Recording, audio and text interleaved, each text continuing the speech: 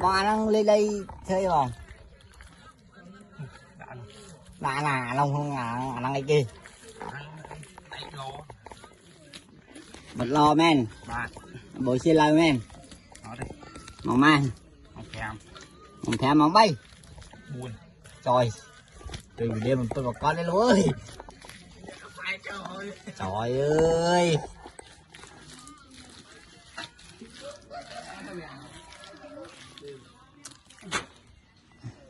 Hay mà chúng mình lo nó mà đông không? Còn mùi.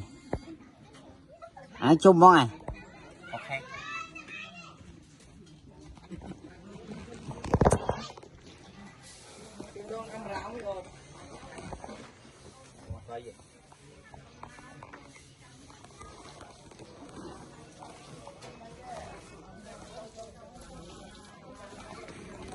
Còn mùi. Chiên pi. Chiên pi đi. Là nên mới biết bờ chẳng này xoay ở tốn ba này.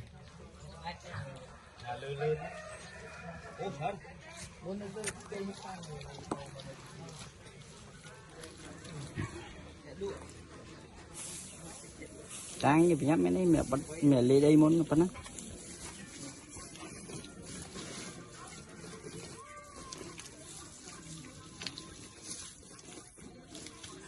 Nhắn từ con lá này đã ca nhiều bật đây lấy măng gì này. Nộp cầm cọ cái che đã lại.